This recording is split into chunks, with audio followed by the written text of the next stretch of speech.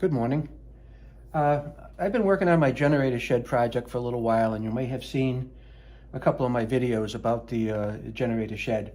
But just to update you, I've got a 12 or 13,000 watt generator, and that will output either a 30 amp plug or a 50 amp plug. Now I put in about 3 years ago a 30 amp receptacle on the outside of the house. And I put in a transfer switch downstairs for about 10 circuits. I've tested that and that's been fine.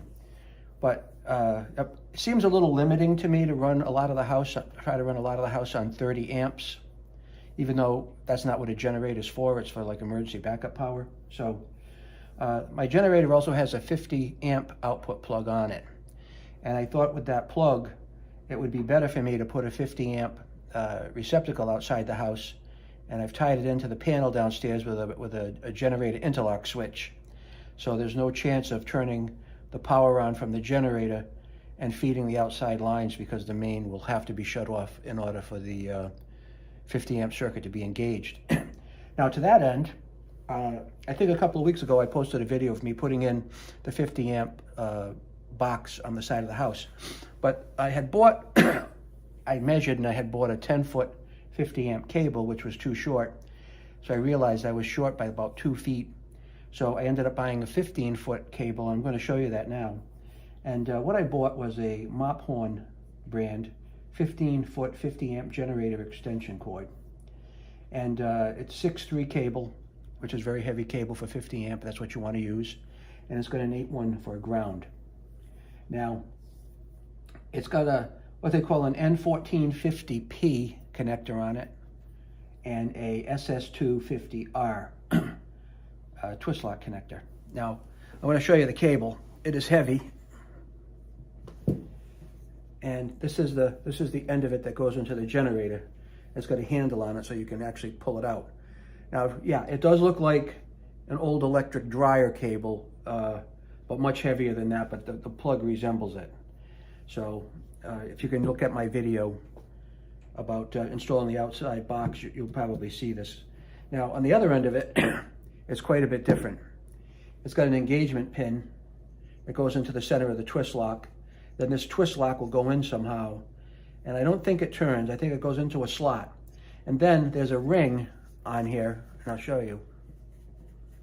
Then you'll end up screwing this into the receptacle, okay? That's as tough as it gets. And obviously there's a metal band here, and I think that has to do with part of the ground, from what I can tell. And this pin here, I don't know what this pin does. It might be a centering pin, it might be an additional piece of the ground, but there's 3 connectors in here. There's a white, a red, and a black.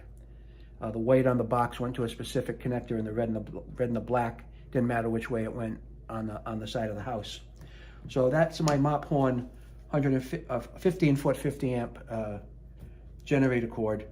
And you know, later this week, I'm going to actually do a complete startup of the generator with the cord in place and actually cut over the whole house and see how things are working. So stay tuned for that. Now, if you ask why do I have a 30 amp and a 50 amp feed? I'm only going to have one feed coming out of the generator, and that's going to be 50 amp, but I do have a 30 amp in case of a backup. Now, what if something broke in the generator and the 50 amp side wasn't available? Then I could fall back to the 30 amp side, and I do have that ready to go. And I had to go downstairs and throw some switches.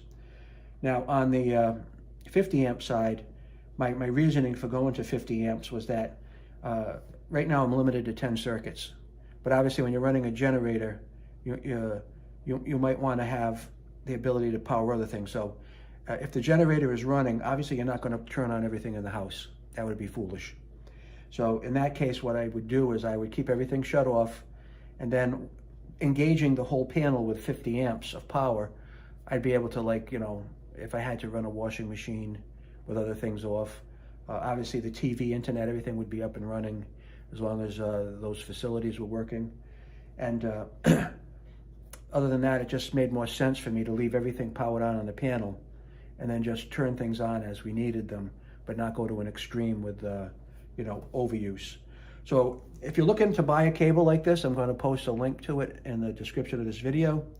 And as always, I want to thank you for stopping by and seeing what I'm up to.